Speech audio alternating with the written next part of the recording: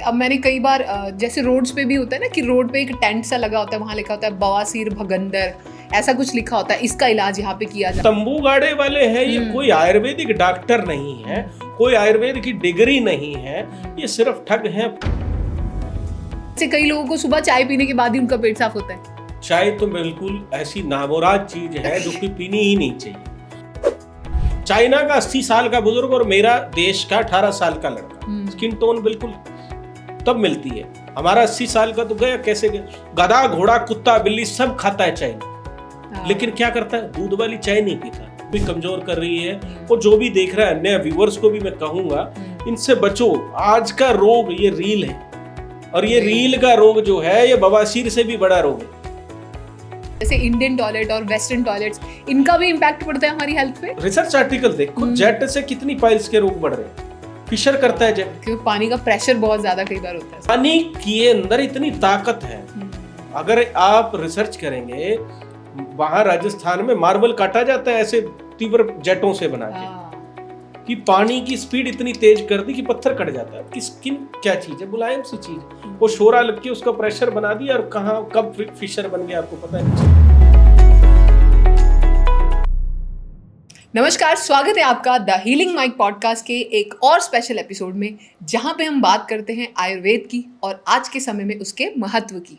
आज हम बात करने वाले हैं एक ऐसे टॉपिक पर जिससे अक्सर बहुत सारे लोग परेशान रहते हैं, लेकिन कुछ लोग इसके बारे में बात करते हैं और कुछ लोग इसके बारे में बात करने से शर्माते हैं। ये एक ऐसी परेशानी है जिसका इलाज कई लोग सोचते हैं कि इसका तो क्या इलाज होगा, घर पे नुस्खे करते रहते हैं, लेकिन बाद में ये बीमारी इतनी बढ़ जाती है फिर उसका ऑपरेशन ही करवाना पड़ता है। जी हाँ, आज हम बात करने वाले हैं पाइल्स, फिशर, फिस्टुला, जिसके बारे में अक्सर आपने सुना होगा। और इस टॉपिक पर बात करने के लिए आज हमारे स्टूडियो में हैं वैद्य नवनीत भारद्वाज जी, जो कि BAMS MD हैं, और ये एक ऐसे परिवार से ताल्लुक़ रखते हैं जो पीढ़ी दर पीढ़ी शुरू से ही आयुर्वेद में काम करता आया है, और ये अपने परिवार के तीसरी पीढ़ी के नाड़ी वैद्य हैं। सो वैद्य नवनीत जी के पास बहुत सारा एक्सपीरियंस है, इवन इनके नाम पे बहुत सारी रिसर्चेस भी छपी हैं। तो प्लीज़ स्वागत कीजिए वैद्य नवनीत जी का। स्वागत है वैद्य जी आपका आज। जी नमस्कार भाई। थैंक यू सो मच, आज आपने हमारे लिए समय निकाला। आई नो आपका बहुत बिजी शेड्यूल है, पर फिर भी आपने हमारी बात मानी और आज आप हमारे इस पॉडकास्ट में आए अपनी नॉलेज और अपना एक्सपीरियंस शेयर करने के लिए। So thank you so much. जी बहुत बहुत धन्यवाद। ऐसे समागम, ऐसे वेबिनार, ऐसे पॉडकास्ट आदि में जाने का मेरा सौभाग्य बड़ा उचित रहता है। मैं आकर भी प्रसन्न होता हूँ कि कई बार इन वार्ताओं से, इन बातों से कोई सुनकर अपने रोग के विषय में जान लेता है, अपनी बीमारी को समझ लेता है, और जो अज्ञानता से उस रोग को बढ़ाने का काम कर रहा था। पाइल्स, फिशर, फिस्टुला को इग्नोर करते रहते हैं। भारत के जितने भी व्यक्ति हैं तेज मिर्च मसाला खाते हैं, कहीं ना कहीं किसी को छोटा सा प्रारंभिक हुआ है, किसी को उग्र हो गया है। तो इन बातों से क्या पता वो प्रभावित होकर अपना इलाज करवाएं और उचित इलाज करवाएं। बिल्कुल। वैसे अगर मैं बात करूं वैद्य जी कि जो पाइल्स, फिशर या फिस्टुला है, आखिर क्या है? मतलब इन तीनों में क्या फर्क है? सेम है या अलग अलग होते हैं? पाइल्स, फिशर, फिस्टुला, ये तीनों जो रोग हैं हमारे गुदा मार्ग से, एनल रीजन से संबंधित रहते हैं। और अज्ञानता पूर्वक जो लोकल बंगाली, अफगानी या जिनका प्रसार बहुत है, वो आपको कुछ भी कह के आपका इलाज कर देते हैं। लेकिन इन तीनों के अंदर बहुत भेद होता है। पाइल्स की मैं बात करूं, पाइल्स को हम हिंदी भाषा में, सामान्य भाषा में बवासीर कहते हैं। ये इंटरनल पाइल्स हो सकती है, एक्सटर्नल पाइल्स हो सकती है, ये आपकी हेमर्जिक हो सकती है, थ्रोम्बोज्ड हो सकती है। ये भिन्न भिन्न प्रकार के प्रारूपों में फर्स्ट ग्रेड हो सकती है, सेकंड ग्रेड हो सकती है, किस क्लोक पर है वो भी इसमें भेद आता है। तो उसके अनुसार इसकी चिकित्सा निर्धारित की जाती है। अब इंटरनल पाइल्स और एक्सटर्नल पाइल्स की मैं सामान्य आपको बताता हूँ। इंटरनल पाइल्स का अगर कोई हेमोरॉइड स्वेलअप हो जाता है, मस्सा हो जाता है, तो उसमें ब्लीडिंग होगी, अत्यधिक ब्लीडिंग होगी, लेकिन उसके अंदर दर्द की, कोई पेन की सेंसेशन होती ही नहीं। एक्सटर्नल पाइल्स में जबकि पेन सेंसेशन बहुत होता है। एक्सटर्नल पाइल्स में जब कोई फिशर या कट लगता है तब बहुत तीव्र रोजा, पीड़ा, पेन से पेशेंट ग्रसित होता है। दूसरी बात आती है फिशर। फिशर एक कट लग जाना। जब भी आपको कोई ठोस कवज हो गई है, आपका मल कड़ा आ रहा है, उस कड़े मल के कारण आपका जो एनल मिकोजा है उस लेयर में कट लग जाता है। आयुर्वेद की भाषा में इसको हम परिकर्तिका रोग कहते हैं। कर्तन के समान दर्द, काटने जैसा दर्द। व्यक्ति लेटरिंग करके आधा घंटा तक बेड पे उल्टा लेटा रहता है। कईयों को तो पूरा दिन तक दर्द से जूझना पड़ता है, और कोई ट्यूब लगाता है, कोई क्रीम लगाता है, कोई गोलियां खाता है, ऐसे इस रोग से वो परेशान रहता है। तीसरी बात आती है फिस्टुला। फिस्टुला एक नली नुमा स्ट्रक्चर हमारे गुदा मार्ग से अलग बन जाता है। जहां से आपका लेटरिंग पोटी आ रहा है उससे अलग एक ट्रैक बन जाना। वो सिंगल ओपनिंग भी हो सकता है, वो डबल ओपनिंग भी हो सकता है, वो मल्टीपल ओपनिंग भी हो सकता है, और कई नामों से इसे जाना जा सकता है। अब फिस्टुला इतना बुरा रोग है, नामुराद रोग है। अब व्यक्ति इन तीनों को समझ नहीं पाते कि उसको बवासीर है, भगंदर है।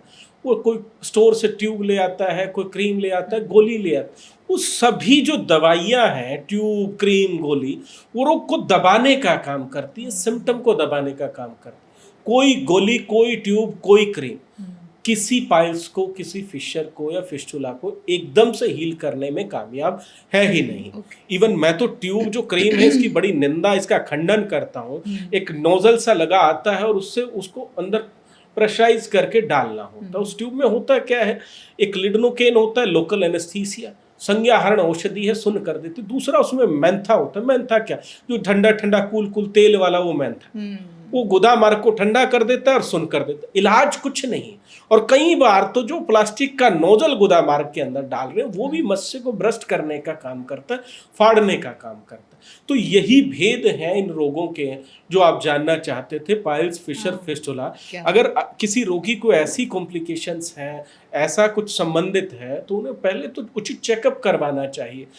तीनों चारों के सिम्टम्स मिले जुले से रहते हैं। दर्द आ रहा है, पस आ रही है, कोई सेंसेशन, खुजली हो रही। कई बार तो सामान्य खुजली एक सिम्टम माना जा सकता है फिस्टुला का, भगंदर का भी। पर जैसे अब मैंने कई बार जैसे रोड्स पे भी होता है ना कि रोड पे एक टेंट सा लगा होता है, वहाँ लिखा होता है बवासीर, भगंदर, ऐसा कुछ लिखा होता है, इसका इलाज यहाँ पे किया जाता है। या जो ऑपरेशन, जो मॉडर्न हमारी पैथी है उसमें ऑपरेशंस कराते हैं, तो वो कितने कामयाब है, वहाँ करवाना चाहिए या नहीं करवाना चाहिए? देखो, ये रोड पे या दीवारों पे बहुत प्रचार प्रसार होता है, एक टीके में जड़ से खत्म। ये जो थेरेपी थी इसको स्क्लेरोथेरेपी कहते हैं।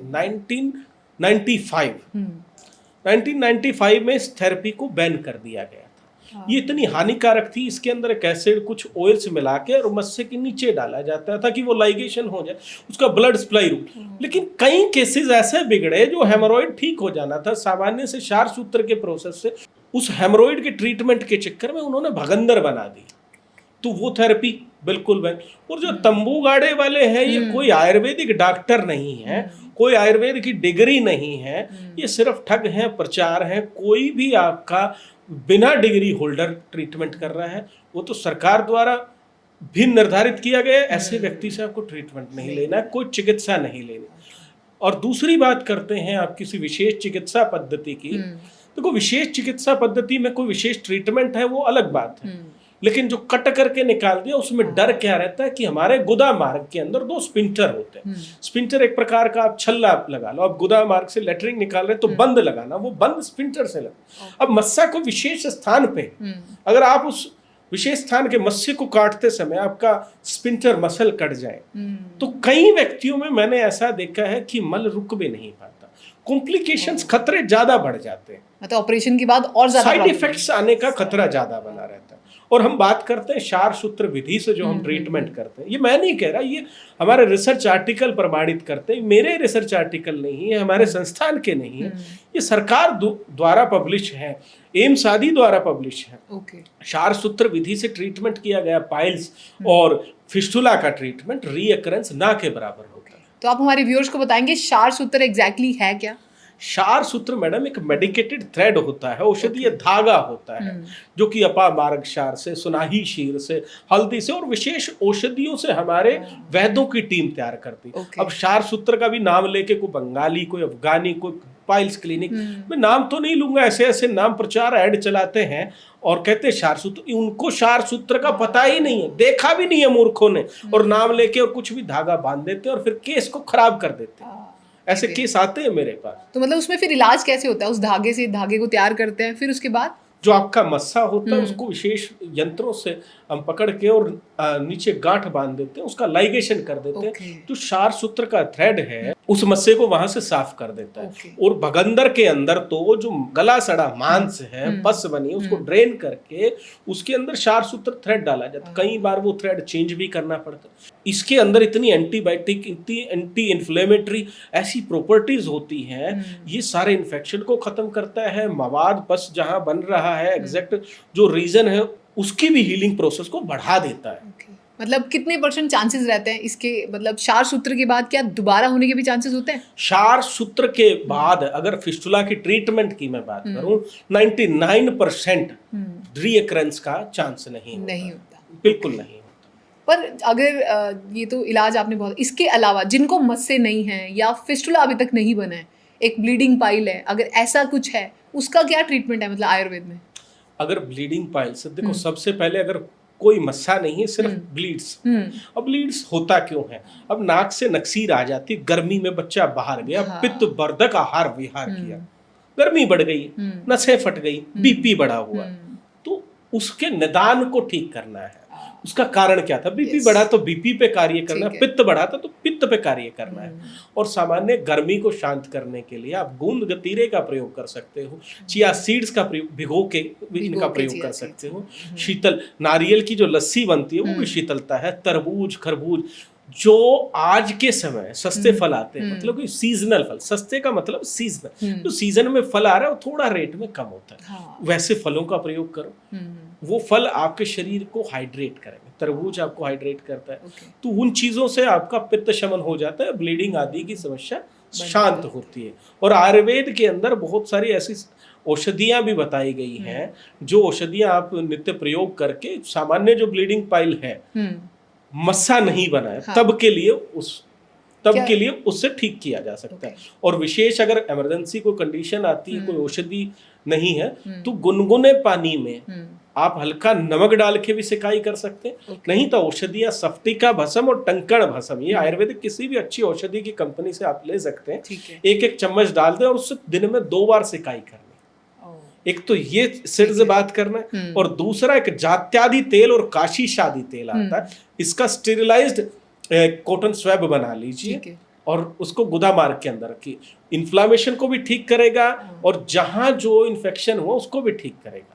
ये दोनों तेल का मतलब ये नहीं है कि ये विशेष उसी स्थान के लिए, किसी को चोट भी लगी है तो इसकी पट्टी भी बांध सकते हो। अब इतना हीलिंग प्रॉपर्टी है इनके अंदर। पर जैसे ये बहुत अच्छी बात आपने बताई, पर जैसे अगर ये पाइल्स, फिशर फिस्टुला, ये होती क्यों है? कारण क्या है इसका? कारण आपका आहार और विहार होता है। आहार मतलब गलत सलत आप खाते हो, वो एक कारण बनता है। विहार, अब विहार जैसे आप दिन रात सो रहे हो, बैठ रहे हो, ये विहार होता है। अब खान पान में आप गरिष्ठ भोजन, भारी भोजन खा रहे हो, कब्जी हो गई। सब पाइल्स, फिशर फिस्टुला के पीछे एक नामुराद कारण कब्ज का भी होता है। अब कई केसेस ऐसे भी आते हैं जिनको कब्ज है ही नहीं, उनको पित्त बढ़ा हुआ है, एसिड रिफ्लेक्स बाहर गले से आता, तो यहाँ गले में भी खरखर हो जाता है, खांसी होती है। जब इतना तेजाब जब गले को बंद कर रहा है तो वो जाके गुदा मार्ग, जो एनल मिकोजा है, वहां की लेयर्स को भी कमजोर करता है, तब ये रोग हो सकता है। मतलब खाना और विहार है। विहार में आप आज के समय, मेरे भाई जो ड्राइवर भाई हैं, ज्यादा बैठे रहते हैं, गुदा मार्ग पे पसीना आता है, गर्मी आती है, विशेष प्रकार की मसल्स को राहत नहीं मिल पाती। और गर्म बाइक, कोई बाइक 5 मिनट आज के समय बाहर बाइक खड़ी कर दे, तब जाती कोयले के समय, तो वो भी एक कारण बन रहा है। कारण तो आज के समय असंख्य है। खाने में मैं कहता हूँ केला, आम, पपीता, चीकू, फल का भी मैं एक कारण मान लेता हूँ। कई जो कार्बाइड राइपेंड फ्रूट है, मसाले से पकते हैं, जो 10 दिन में पकना था 2 घंटे में पका, मिलीग्राम, तो वो गैस उसके माध्यम से हमारे अंदर जाएगी। अंदर क्या करेगी? अंदर भी उष्णता बढ़ाएगी, पित्त को बढ़ाएगी और उससे बवासीर हो जाएगी। तो फिर इससे कैसे बचे? कैसे पता चलेगा कौन सा किसी केमिकल से पकाया हुआ है? तो मतलब कैसे बचे? हमें तो कोई प्रमाणिकता नहीं है कि आप केमिकल से फल को जांच। केरला वाले क्या करते हैं? कच्चे केले की सब्जी बनाते हैं। आप भी बना लो। पका हुआ खाना जरूरी है क्या? न्यूट्रिशन कच्चे केले की सब्जी बनती, कच्चे पपीते की सब्जी बनती। यकृत विकारों में मैं बहुत सारे रोगियों को कहता हूँ कि आप कच्चे पपीते की सब्जी खाओ, बहुत अद्भुत रिजल्ट मिलता है। पाइल्स में भी और या बाकी किसी भी बीमारियों में भी? जी, पाइल्स के रोगी में मैं केले की सब्जी रिकमेंड नहीं करता, वो सूखी होती है। पाइल्स के रोगियों को ऐसी सब्जियां खानी चाहिए जो तरल है, लिक्विड है। और ज्यादातर मैं इनको कहता हूँ अम्लीय आहार लो, अम्लीय आहार जिसमें प्रोबायोटिक है, फर्मेंटेटेड फूड। कुछ एग्जाम्पल दे सकते हैं कौन से? अम्बली खा सकते हैं। अब राजस्थान के अंदर राब बनाई जाती है, वो ले सकते हैं। बहुत सारे जो साउथ इंडियन डिशेज हैं वो मोस्ट ऑफ फर्मेंटेटेड ही बनती हैं, जैसे इडली डोसा वगैरह। ये सब खा सकते हैं। ये खा सकते हैं। डोसा वो वाला नहीं जो तेल वेल मसाला डाल के खाना, ऐसा नहीं। सिंपल सोबर जो खाना होता है, इडली ले सकता है, कोई दिक्कत नहीं है। और कई फर्मेंटेटेड राइस से भी बनाई जाती हैं कि राइस को आप रख दीजिए रात को, उसके अंदर 4 से 5 चम्मच दही के डाल के थोड़ा जल डाल दीजिए, सुबह उसमें डायरेक्ट छोंक नहीं लगाना है, छोंक अलग तैयार करके फिर उसमें वो राइस और कर्ड ऐड कर दीजिए। तो ये गर्मी में भी खा सकते हैं? ये गर्मी के लिए ही तो गर्मी में ही खाना। ये पित्त को शमन भी करता है। मैं उड़ीसा जाता हूँ या मैं आसाम जाता हूँ तो वहाँ ये डिश बनाई जाती है, गर्मी को शांत करती है। पर जैसे मैंने सुना है कि बासी चावल नहीं खाने होते, वो खराब करते हैं। अगर मैं रात को चावल रख के सुबह खाऊंगी तो खराब नहीं करेगा? प्रोसेस जो किया है बासी चावल का मतलब, मैं कह रहा हूँ मैंने फ्रिज में थोड़ी रखा है, ये मैंने बाहर रखा है, मिट्टी के पात्र में रखा है, इसके अंदर दही ऐड किया है। ये एक प्रोसेस्ड फूड है गर्मी को शांत करने के लिए। अब मैं दूसरी जो मैं बात करता हूँ, ऐसा आहार जो आप घरेलू तरीके पे बना सकते हैं। और हम गेहूं को भी मना करते हैं। गेहूं आज के समय प्रोसेस्ड है, जेनेटिकली मॉडिफाइड है, तो वो चीजें आपके शरीर में एकदम से ग्लूकोज को शूट करते हैं, इजी टू डाइजेस्ट होता है गेहूं, सुपाच्य है।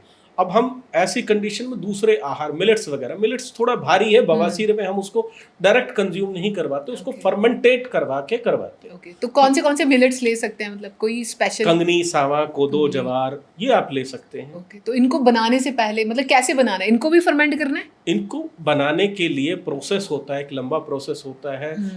5 से 6 घंटे इनको भिगोना होता है, फिर इसको सुखाना होता है। एक तो ये प्रोसेस है। दूसरा, या इसके आटे को बनाकर आप उसको फिर कुछ समय तक फर्मेंट करने के लिए रख सकते हैं। तो जैसे आप इडली बनाते हैं, डोसा बनाते हैं, वही इनके लिए भी सामान्य प्रोसेस हम बताते हैं। जो ये बवासीर या जो फिशर फिस्टुला है, मतलब आपके पास तो बहुत सारे पेशेंट्स ऑलरेडी आते हैं, किसका रेशो सबसे ज्यादा होता है? बुजुर्गों का, बच्चों का, मेल्स का या फीमेल्स का? महिलाओं में भी होता है ये? महिलाओं में ये रेशियो तो देखो आपको प्रमाणित डाटा से मिलता है, लेकिन प्रमाणित डाटा हमारे देश की माताएं बहनें बताती नहीं है दर्शक। लेकिन हमारे देश का मैं बात करूं, हमारे देश में खाना पीना अच्छा है, जूस आदि है, फल आदि है, सब चीजों का भरपूर है। लेकिन समस्या क्या आ रही है? सब में एचबी की कमी है, हीमोग्लोबिन कम। गर्भवती होने के दौरान या गर्भावस्था के बाद, डिलीवरी के बाद, इस रोग से कोई न कोई स्त्री एकाध ही बचती है, नहीं तो 90% स्त्रियों को ये हो जाता है। मतलब पाइल्स हो जाता है? हो जाता है। और वो शर्माती हैं, बताती नहीं है कि मुझे पाइल्स है, और ये रक्त प्रवाह गिरता रहता है और एचबी कभी उनका बढ़ता नहीं। और बहुत सारी लेडीज में तो मैंने ऐसा देखा है कि उनको अनीमिया का ट्रीटमेंट चल रहा है और कारण जो बवासीर है उसका कोई ख्याल ही नहीं कर रहा। आयरन की गोली खाई जा रही है कि जी मेरा एचबी कम, और वो कम क्यों हो रहा है उसकी तो देख ले, बात कर ले। तो उनके लिए मतलब क्या है, जैसे किसी का ब्लड कम है तो उनको क्या खाना चाहिए या क्या क्या करना चाहिए? आयुर्वेद में आना चाहिए? देखो, ब्लड कम एक अलग बात है। ब्लड कम के लिए हम रेड जूस रिकमेंड करते हैं। आयुर्वेद में कुछ विशेष औषधियां, लोह आसव है, शिलाजीत है, जो हम रोगी की अवस्था के अनुसार बताते हैं। अगर कारण उसका ब्लीडिंग पाइल्स है तो उस पाइल्स के ट्रीटमेंट 4 सूत्र से करवाया जाता है। देन उसको प्रॉपर एक डाइट रिकमेंड की जाती है। किसी को भी कोई भी समस्या है तो हम उन्हें कहते हैं, अब कोई रोगी है तो आप क्या मटन चिकन लेके जाते हो हॉस्पिटल में, या कोई पनीर बना के लेके?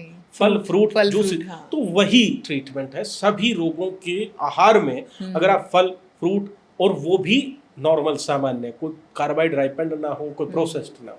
जैसे वैद्य जी आपने बताया कि कब्ज भी इसका एक मतलब एक कारण है कि कब्ज अगर लंबे समय तक चल रहा है तो भी पाइल्स, फिशर या फिस्टुला हो सकता है। तो कब्ज क्यों हो रहा है आजकल लोगों को? कब्ज मैडम खान पान की वजह से हो रहा है। अपक्व आहार रस आप खा रहे हैं उसकी वजह से हो रहा है। पानी कम पी रहे हैं उसकी वजह से हो रहा है। आपकी डाइटरी हैबिट्स बिल्कुल खराब, उसकी वजह से कब्ज हो रहा है।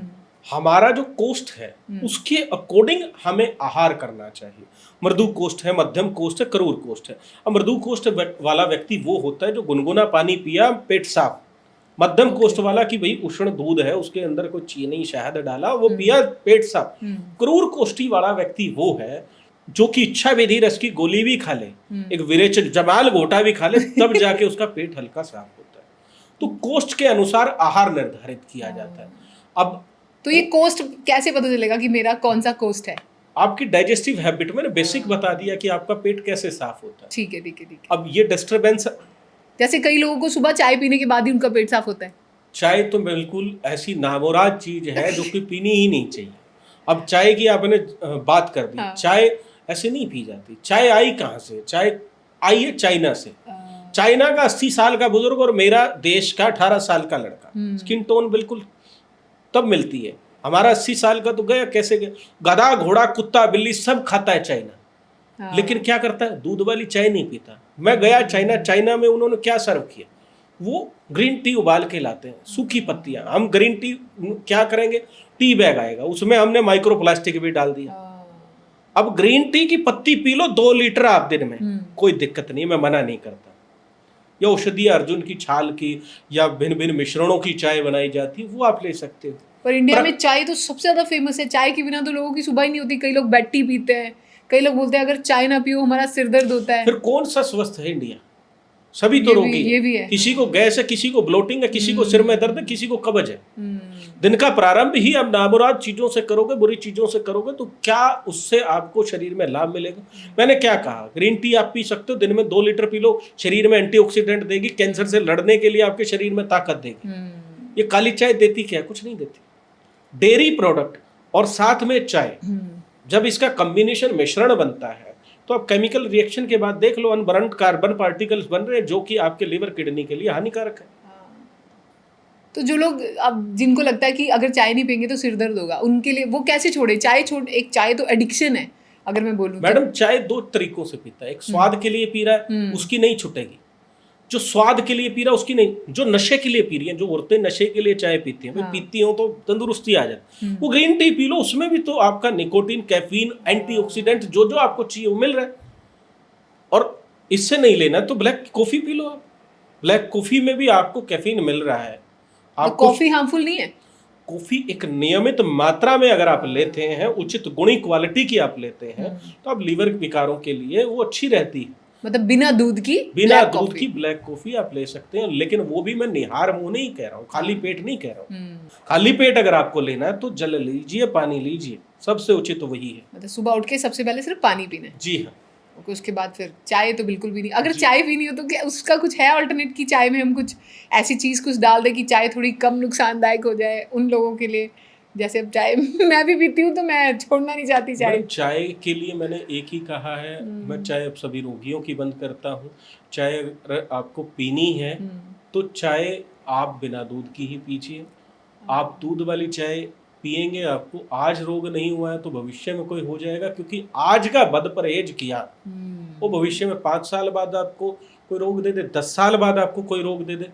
रोग ऐसे ही नहीं बनता। रोग हमारे बचपन से किए गए कर्म का तात्पर्य भोजन भी है, कर्म का तात्पर्य हमारा विहार भी है, वो ऐसे बनता। कोई ऐसा प्रमाणित हमारे पास ऐसा जड़ी बूटी या जादू नहीं है कि चाय में 2 बूंद डाल दूं और उसका नुकसान कम हो जाएगा। और कोई कह रहा है तो मूर्ख बना रहा है आपको।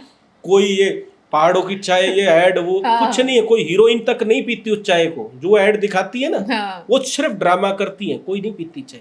जैसे मैं अब इंस्टाग्राम की रील्स आजकल बड़ी फेमस है, तो मैंने इंस्टाग्राम की रील्स पे एक बार ही देखा था कि अगर आप चाय में इलायची, लौंग, अदरक ये सब डाल दो उसके नुकसान कम हो जाएंगे। अब मैं पीती हूँ, दिन में 2 कप भी पीती हूँ, पर उसमें ये सब डाल देती हूँ तो ये सोच के कि इसका नुकसान नहीं होगा। मैडम मैंने एक रील देखी थी, वो ना एक पैग बना रहा है, उसमें दाल चीनी डाल दी, उसमें इलायची डाल दी, गर्म पानी डाल दिया, क्या वो अच्छी हो जाएगी?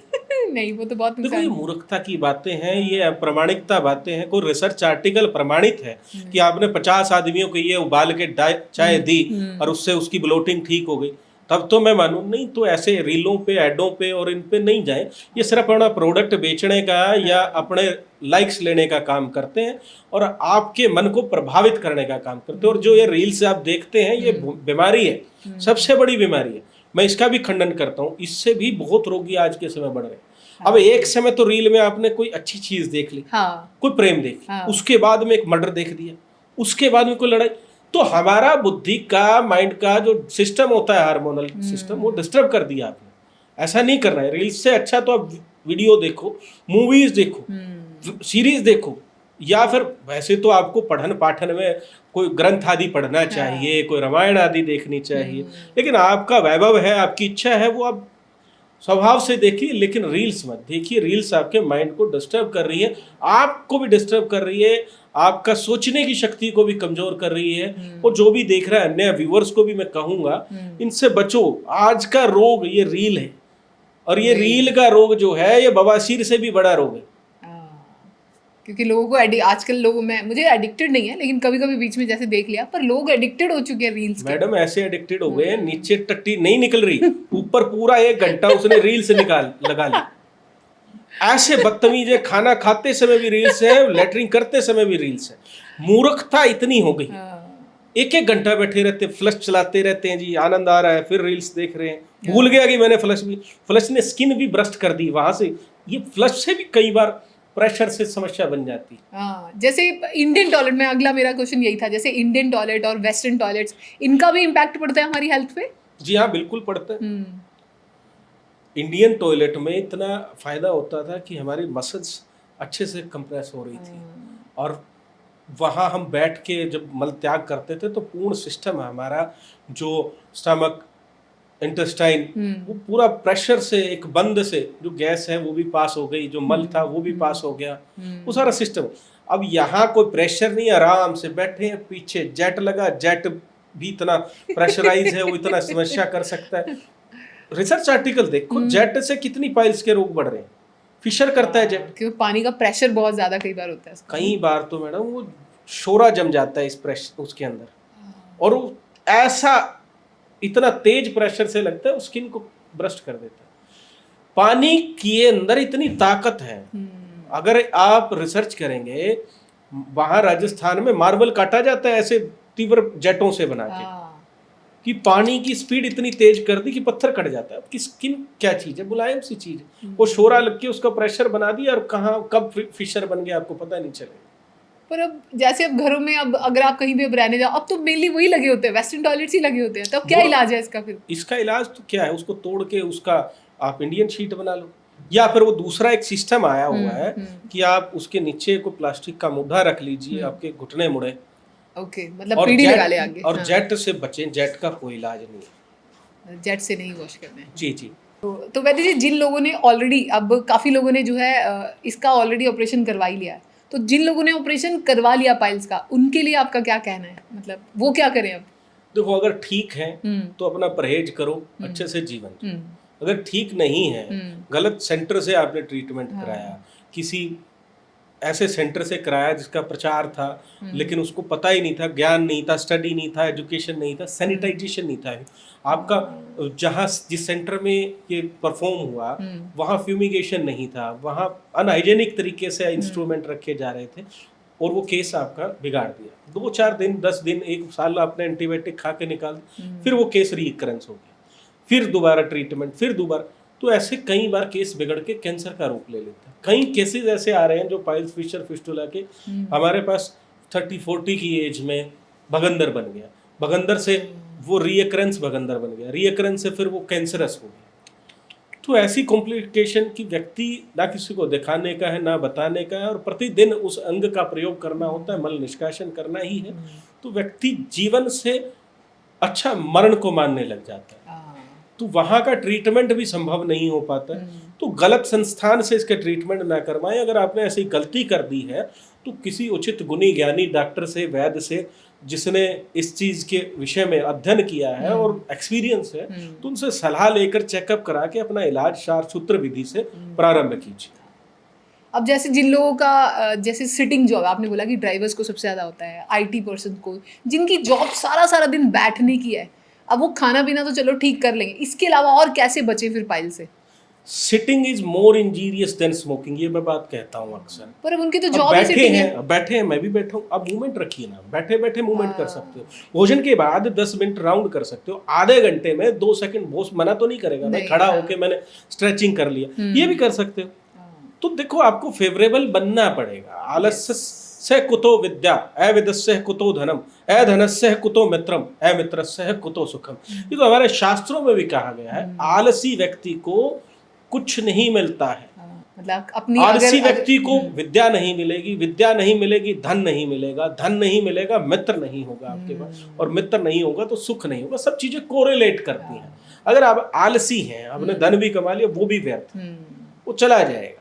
और सबसे बड़ा जो धन है वो स्वास्थ्य का धन है। अगर आप स्वस्थ हैं, निरोगी हैं, तभी आप विद्या पा सकते हैं, धन पा सकते हैं। अगर रोगी हैं तो आपके पास ना विद्या रहेगी, ना मित्र रहेगा, ना धन रहेगा।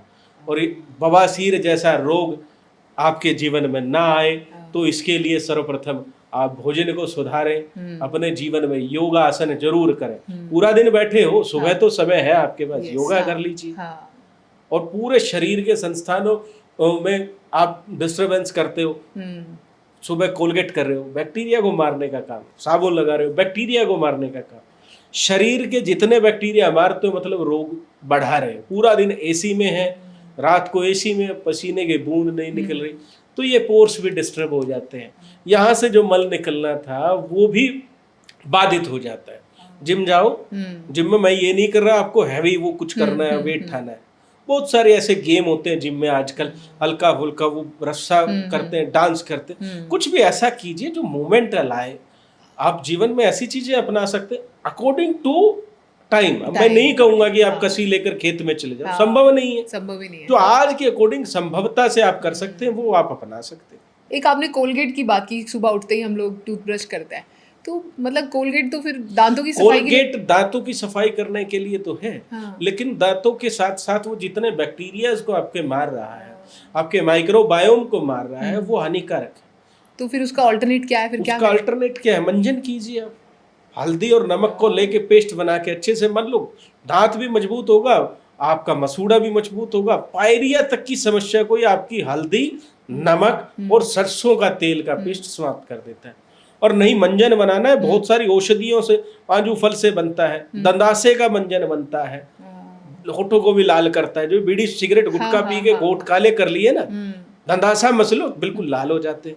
नहीं तो पान की पत्ती को सुखा लो और उसको आप फिर जला लो, उसकी राख के अंदर सेंधा नमक मिलाओ, हल्दी मिलाओ और इस पेस्ट से मंजन करो। ये भी आपके दांतों के लिए अच्छा है। अब कहते हैं ये तो राख होगी, कार्बन पार्टिकल, राख से हम बर्तन मांजते। अब आप चाइना लेके आया है, यूएसए लेके आया है, ये चारकोल मंजन है। हाँ, चारकोल सुना है मैंने। ये मूर्ख बनाते हैं, पहले तो हमारी चीजों को, हमारी पद्धति का खंडन करते हैं, फिर घूम घुमा के उसी को लेके आ जाते हैं। मैं कोलगेट किसी कंपनी विशेष की निंदा तो नहीं करूंगा, लेकिन जो भी केमिकल वाला आप मुंह पे लगा रहे हो, अंदर लगा रहे हो या बाहर लगा रहे हो, आपके लिए रोगकारक है, आपको बीमार करेगा। फिर साबुन का ऑल्टरनेट क्या है? साबुन के बिना नहाएंगे कैसे? दूध से नहा लो, मुल्तानी से नहा लो। दूध इतना महंगा है। थोड़ा सा दूध लेना हो। हाँ। अगर दूध महंगा है तो आपके स्किन के अकॉर्डिंग आयुर्वेदा में प्रमाणित किया गया है कि आप मूंग मसूर की दाल से नहा सकते हो। मूंग मसूर की दाल, उसका पेस्ट बना के उपटन लगाया जाता है। अब स्त्रियों को हल्दी पे क्या लगाते हो, क्यों लगाते हो? हाँ, हल्दी लगाते। क्या कारण है उसका? आयुर्वेद के अकॉर्डिंग बात करोगे तो मैं तो त्रिफले से भी नहला देता हूँ, अलग शरीर की प्रकृति के अनुसार औषधियाँ बता देता हूँ। और महंगा नहीं है, कुछ सस्ता आइटम आता है। और दूध तो बहुत सस्ता ही है। अब दूध के प्रचार लिखा है जी, दूध डला है इसमें कोई विशेष कंपनी के साबुन, होता कुछ नहीं, केमिकल ही होता है। तो मतलब साबुन छोड़ के आपको नेचुरल चीज़ों से नहाना चाहिए। जी हाँ। इसके अलावा जैसे आजकल लोगों के जैसे बाल झड़ रहे हैं, या फिर ये भी इसका कारण है कि एक तो खाना पीना, और आजकल लोगों के वैसे बाल नहीं है जैसे पहले होते थे। बालों की समस्या के पीछे बहुत सारे कारण हो सकते हैं। अकॉर्डिंग टू आयुर्वेद जो बालों की समस्या है, बालों का जो प्रारूप है, ये आयुर्वेद कहता है कि अस्थि महाभूत के मल है। केश और नाखूनों की समस्या और बालों की समस्या सर्वप्रथम कैल्शियम के डिसऑर्डर से होती है। दूसरा कारण नजले से हो सकती है, एलर्जी राइनाइटिस से। तीसरा कारण आपको स्ट्रेस है, तनाव है, वो भी हो सकता है। चौथा कारण वाटर हार्ड है, पानी आपका भारी है, उससे भी हो सकता है। पांचवा कारण आपका कोई केमिकल पूर्वक जो तेल लगा रहे हो वो भी हो सकता है। शैम्पू भी एक मुख्य कारण है आज के समय। तो शैम्पू तो इतनी अच्छी, जैसे एड्स में दिखाते हैं, ये रीठा शैम्पू है, ये प्याज वाला शैम्पू है, ये वाला शैम्पू है।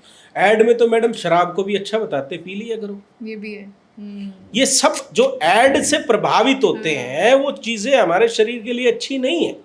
ऐड में चॉकलेट दिखाते हैं, ऐड में आपको सिरप दिखाते हैं, ये कोला दिखाते हैं, एक टॉयलेट क्लीनर।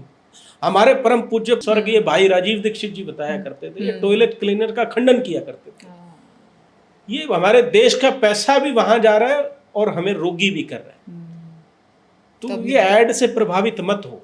कोई सबसे ज्यादा लोग ऐड से ही प्रभावित हो रहे हैं। लेट्स से जैसे मेरा कोई फेवरेट सेलिब्रिटी है, फॉर एग्जांपल फेवरेट सेलिब्रिटी ने आके टीवी पे कुछ बोल दिया तो मेरे लिए वो हो जाता है मेरा, उसके तो पैसे बन रहे हैं मैडम। यस, वो तो झूठे हैं। ये कोई फेमस सेलिब्रिटी वगैरह वगैरह ये सब झूठे हैं, ये ठग हैं, ये चोर हैं, ये हमारे देश को बर्बाद करने का काम कर रहे हैं। पर लोग इनको अपना आइडल मानते हैं। मूर्ख है। आइडल ये कैसे आइडल हो सकते हैं? क्या बड़ा काम किया इन्होंने? ये ठुमके लगा देना आइडल पड़ा नहीं है, नंगे हो जाना आइडल पड़ा नहीं है। वस्त्रों का इन्होंने दुष्प्रचार किया, केमिकलों का प्रचार किया। मेरे भारत देश को जितना बर्बाद करने का ये आइडल लोग कर रहे हैं उतना किसी ने नहीं किया।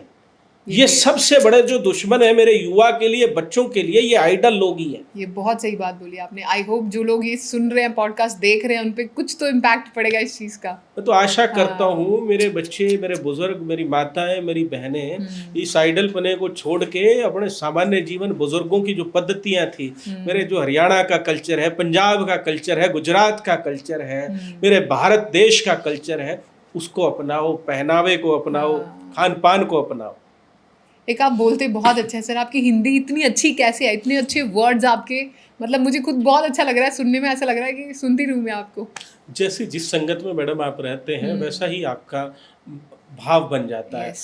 हम सत्संग में जाते हैं, हम कथा आदि का पाठ कर लेते हैं, हम सभी जो मित्र हमारे बड़े बुजुर्ग हैं उनसे वार्ता करते हैं, तो ऐसे ही आपका वैभव बनता है, ऐसे ही आपकी वार्ता, ऐसे ही आपकी वाणी में मधुरता आ जाती है। मतलब आप शुरू से, मतलब जैसे आप वैद्यों की फैमिली से हैं, मतलब बचपन से ही ये सब देखते आ रहे हैं, सीखते आ रहे हैं? जी हाँ, जो बचपन में हम देखते थे हमारे मित्रगण कोई क्रिकेट खेल रहे हैं तो उस समय हमारे मामा जी लगा देते थे भस्म पीसने। तो बचपन से मुझे आदत लग गई कि मुझे, अब पहले तो बड़ा ऑकवर्ड सा लगता था, अच्छा नहीं लगता बचपन में ना। तो लेकिन फिर आदत एक शौक बन गया। फिर मजा आने लगा। फिर मेरे को समझ आई कि इतना बड़ा रोग भी एक छोटी सी भस्म की चुटकी से ठीक हो जाता है। वो रोता आता था, वो खुश होके जाता था। कई रोगी गले सड़े, बिल्कुल ऐसे पस निकली, वो ठीक हो जाते थे। तो वही चीजें हमने सीखी, फिर पठन पाठन किया, और अभी अपनी प्रैक्टिस में भी हम जितना हो सकता है उतना रोगियों को स्वस्थ करने का कार्य करने का प्रयास करते हैं। कोई ऐसा पेशेंट जो आपको याद हो, जिसने कुछ ऐसी बात बोली हो आपको, जिसने दिल छू लिया हो? ऐसे बहुत सारे पेशेंट बोलते होंगे जब ठीक होके घर जाते हैं। कोई एक पेशेंट आपको याद है आपका? देखो, पेशेंट्स की बातों में या उनकी निंदा या अपयश में मैं आता नहीं हूँ। हर प्रकार का रोगी होता है, कई प्रयासों से हम ठीक कर पाते हैं, कईयों के प्रयासों से वो प्रकृति है, वो कई बढ़ा चढ़ा कर रोग को बताते हैं, कई अब सूक्ष्म रोग है उसको भी नहीं दिखा पाते हैं, और कईयों को दर्द है उसको सूक्ष्म बता देते हैं। तो रोगी अलग अलग प्रांत से हमारे पास आते हैं, कईयों की भाषा हमें याद रह जाती है। कई रोगी ऐसे आज के समय अद्भुत आए हैं कि वैद्य जी मेरा लीवर खराब है और लीवर ठीक कर दो। मैं खाता पीता क्या जी, पूरा दिन बता दिया, चाय पकोड़े, ये शाम को 4 पैक, लीवर की दवाई दे दो, छोड़ूंगा नहीं। तो ऐसे रोगियों में मुझे याद रहता है कि बड़ा हास्यात्मक भी लगता है और बड़ा क्रोध भी आता है। ये भी है। आयुर्वेद कहता है निदान परिमार्जन, जो कारण है उस कारण को जब तक समाप्त नहीं करोगे आपका रोग ठीक नहीं होगा। अब कारण जो आपका शराब है, कारण जो आपका गलत खान पान है, कारण जो आपका गलत संगत है, कारण जो आपका स्ट्रेस, तनाव, मूर्खता है, जब तक उसको त्यागोगे नहीं आपका जीवन नहीं होने वाला, ठीक नहीं होगा। इस प्रकार के रोगी बड़े याद रहते हैं, और याद खुशी में नहीं रखता हूं मैं। मेरे को जो अच्छा बोल के जाते हैं वो याद रहते ही नहीं, जिनको मैं ठीक नहीं कर पाता, और वो ठीक उन्हीं की वजह से नहीं हो पाते हैं। परहेज नहीं करते, आदतें नहीं छोड़ते हैं। आदतें सुधारनी पड़ेंगी तभी आप ठीक हो सकते हो। जी हाँ, बिल्कुल। तो थैंक यू सो मच वैद्य जी, आज बहुत मज़ा आया। आई नो क्वेश्चन अभी भी मेरे बहुत सारे हैं अलग अलग टॉपिक्स पे, लेकिन आई नो आपका बिजी शेड्यूल है, आपने इतना ही टाइम हमारे निकाला, बहुत बड़ी बात थी। पर बहुत मज़ा आया, बहुत कुछ मैंने खुद आज सीखा। मैं खुद ट्राई करूँगी। सबसे पहले तो मैं आज चाय छोड़ने वाली हूँ, मैं बिल्कुल इन चीज़ों पे मैं काम करूँगी। Thank you so much. पर मैं रिक्वेस्ट करूँगी आपसे कि अगली बार आप ज़रूर प्लीज़ हमारे लिए टाइम निकालिएगा, सो दैट हम और बहुत सारे हेल्थ टॉपिक्स पे हम बात कर पाएँ। जी, जी, बड़ा धन्यवाद, बड़ा अच्छा लगा मुझे इस प्रोग्राम में, और जैसे उचित समय रहेगा हम ज़रूर आपके इस प्रोग्राम में पुनः किसी अन्य टॉपिक के माध्यम से जुड़ेंगे। ठीक है, थैंक यू सो मच। जी, जी, थैंक नमस्कार। यू। तो मुझे उम्मीद है कि आपको भी मेरी तरह आज का एपिसोड बहुत पसंद आया होगा, क्योंकि मुझे बहुत मज़ा आया वैद्य जी से बात करके। आई होप आपने बहुत कुछ सीखा कि किस तरह हमें हमारा सिर्फ लाइफस्टाइल चेंज करने से, हमारा खान-पान, हमारा दिनचर्या, इन सब का ध्यान रखने से हम बहुत सारी बीमारियों से बच सकते हैं। तो अगर आज आपको आज का एपिसोड पसंद आया हो तो प्लीज़ हमें लाइक, सब्सक्राइब ज़रूर करें और जुड़े रहिए द हीलिंग माइक पॉडकास्ट के साथ। मैं हूँ आपकी होस्ट सोनिया धीमान, और फिर मिलते हैं अगले एपिसोड में एक नए टॉपिक के साथ। धन्यवाद। पूरे भारत में हमारे 58 से अधिक हॉस्पिटल्स, 60 से अधिक क्लिनिक व डे केयर सेंटर्स हैं। पूरे भारत में 900 से अधिक आयुर्वेदिक, एलोपैथिक, होम्योपैथिक व नेचुरोपैथी डॉक्टर्स हमारे साथ जुड़े हुए हैं। भारत के हर बड़े शहर में हमारे आयुर्वेदिक हॉस्पिटल्स हैं। इनमें से मुख्य हॉस्पिटल मेरठ, दिल्ली एनसीआर, मुंबई, लखनऊ, डेराबसी, पंचकुला और कुरुक्षेत्र में हैं। यहाँ पर kidney fail, liver fail, cancer, heart problem, जोड़ों के दर्द, diabetes, BP, sugar, piles, fissure व फिस्टुला और अन्य बड़ी से बड़ी बीमारियों को रिवर्स किया व सिखाया जाता है। अगर आप वीडियो में कही गई बात से सहमत हैं तो वाई टाइप करें, सहमत नहीं हैं तो एन टाइप करें।